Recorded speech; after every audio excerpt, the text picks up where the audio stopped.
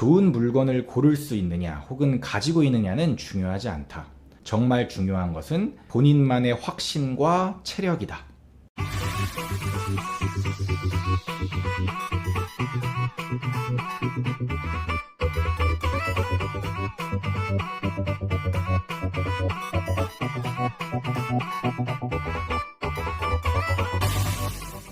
안녕하세요, 시크릿브라더입니다. 아마 다소 자극적인 제목을 보고 과연 어떤 어그로일까의 호기심을 안고 클릭하셨을 당신에게 이 영상은 무척이나 중요할 수도 있습니다.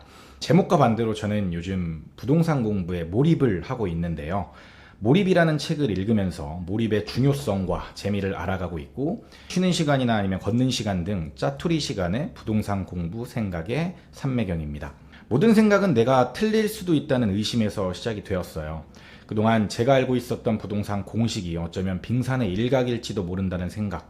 그렇다면 나는 무엇을 더 공부해야 정확히 시장을 예측할 수 있지? 라는 물음으로부터 이 공부가 시작되었습니다. 그래서 제가 주로 하는 생각들은 이런 것들이에요. 어떤 요인이 가장 상관관계가 높을까? 그 요인을 통해 완벽한 매수 매도 타이밍을 찾을 수 있을까? 만약 그렇지 않다면 난 뭘 공부해야 되지? 기존에 제가 강조했던 8차 필터링 외에 고려해야 하는 다른 요소들을 하나씩 매칭해 보면서 부동산을 기초부터 다시 공부하고 있습니다. 금리가 정말 중요할까? 금리를 어떻게 예측할 수 있지? 그럼 결국 유동성인가? 유동성 대비 매매지수만 보면 되는 건가? PIR, 가계대출, 전세가율? 모든 지표들 중 몇 개 이상의 조건에 만족하면 공식이 만들어지는 걸까? 정말 많은 생각들이 머릿속을 잠식하고 있습니다. 조금 김이 빠질 수도 있겠지만 저는 아직 답을 찾지 못했어요. 그리고 어쩌면 영영 찾을 수 없을 수도 있다는 생각이 듭니다. 가격이 언제부터 오르고 언제부터 떨어지는지를 정확히 예측하는 건 인간의 영역이 아닐지도 모른다는 생각이 강하게 들기 때문이에요.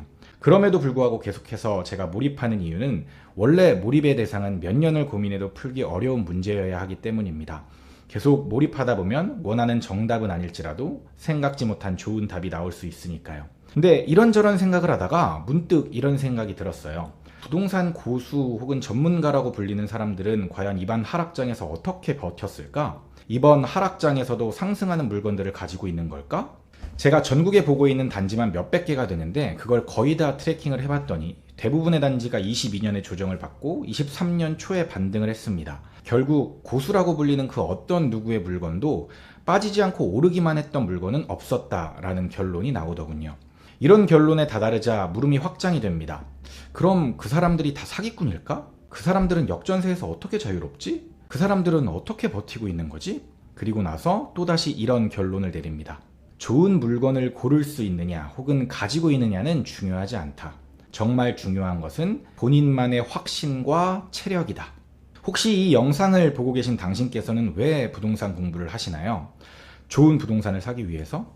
앞으로 부동산이 오를지 떨어질지를 예측하기 위해서? 아니면 남들이 하니까 그냥 나도 해야 될 것 같아서? 물론 수많은 이유가 있겠지만 깊은 고민 끝에 내린 저의 결론은 한마디로 흔들리지 않기 위해서. 누군가는 A 지역이 오른다고 이야기를 합니다. 분석이 아주 기가 막힙니다. 무조건 오를 것 같아요. 누군가는 A보다 B가 더 좋다고 얘기를 해요. 이 얘기도 맞는 것 같아요. 그래서 계속 흔들립니다. 대부분의 사람이 하는 고민일 거예요. 당신뿐 아니라 저도 마찬가지입니다. 그리고 당신이 알고 계신 그 많은 전문가, 고수, 부동산의 신이라고 불리는 사람들도 마찬가지일 겁니다. 누구나 본인만의 확신을 가지고 이야기하지만 그 확신이 틀릴 수도 있죠. 왜냐하면 시장은 수학 공식처럼 딱딱 떨어지는 것이 아니기 때문입니다. 우리가 알고 있는 워런 버핏이나 찰리 먼거도 틀릴 수 있으니까요. 그럼에도 불구하고 전문가들이 일반인보다 더 좋은 투자를 할 수 있는 이유는 흔들리지 않고 버텨내기 때문입니다. 여기서 흔들리지 않는다는 것은 본인만의 투자 철학과 확신이 있다는 이야기입니다.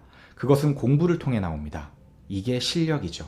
다른 사람의 의견에 여기저기 왔다 갔다 하는 게 아니라 본인의 것 위에 그것들을 쌓아 올리는 겁니다. 수정하기도 하고 업그레이드하기도 하면서 점점 본인의 탑을 견고하게 쌓는 겁니다. 이렇게 견고하게 탑이 쌓이면 쉽게 흔들리지 않습니다.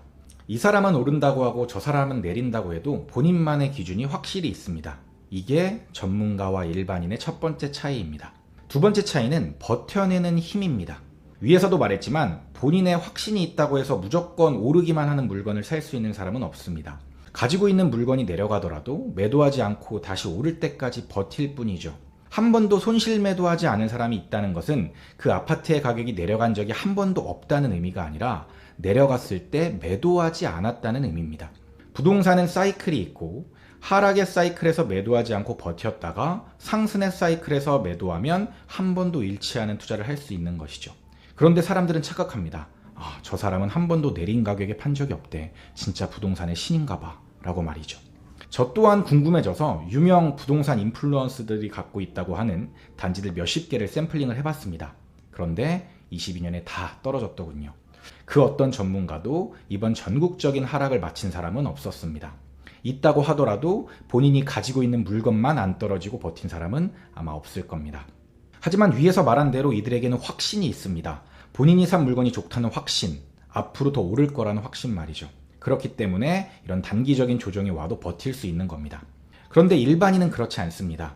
본인 실력은 없는데 누군가가 좋다고 추천해줘서 혹은 누군가가 싸다고 이야기해서 산 사람은 이런 상황을 버텨내지를 못합니다. 왜냐하면 확신이 없기 때문이에요. 그래서 매일 불안해요. 더 떨어지면 어쩌지? 지금이라도 팔아야 되나? 아닌가? 반등하는 건가? 버텨볼까? 이런 고민을 매일 할 겁니다. 만약 이 영상을 보고 계신 당신께서 이런 고민을 하고 계시다면 그건 당신의 공부와 실력이 부족하다는 이야기입니다. 이걸 인정하지 않으면 앞으로도 계속 제자리 걸음을 할 확률이 높습니다. 이런 경우도 있어요. 오를 거라는 확신은 있는데 버틸 체력이 없는 겁니다. 즉, 무리한 투자를 한 거죠. 역전세를 맞았거나 급히 융통해야 하는 자금 때문에 무조건 매도를 해야 하는 경우입니다. 저는 이것을 부동산 체력이라고 표현합니다. 많은 전문가들이 리스크 관리를 잘해야 한다고 이야기하는 것이 부동산 체력을 기르라는 이야기입니다. 아무리 좋은 물건이어도 내가 감당할 수 없다면 그것은 내 물건이 아니라고 생각해야 하는 것이죠. 이번 하락장에서 역전세를 맞아 시장을 떠나신 분들 많을 겁니다. 그리고 하락한 가격 때문에 골치가 아프고 꼴도 보기 싫어서 빨리 던져버리고 싶은 사람들도 많을 겁니다. 이 모든 것이 본인의 확신과 체력이 없기 때문에 발생한 것입니다. 그 물건을 추천해 주거나 찍어준 누구의 탓도 아닌 본인의 탓이라는 이야기입니다. 이걸 깨닫지 못하면 평생 이것을 반복하거나 시장을 떠나게 됩니다. 본인은 부동산과 맞지 않는다는 생각에 말이죠. 상대적으로 저렴한 지역 그리고 저평가된 물건을 찾는 방법은 누구나 공부를 하면 배울 수 있습니다. 하지만 그게 부동산 공부의 전부가 되어서는 안 됩니다. 결국 부동산은 싸게 사서 비싸게 파는 사람이 승리하는 게임입니다. 이 게임에서 승리하기 위해서는 실력을 키우는 것도 중요하지만 끝판까지 갈 수 있는 체력 또한 중요합니다. 그러니 좋은 물건을 사기 위해서 실력을 키우지 마세요. 흔들리지 않기 위해서 실력을 키우셔야 합니다.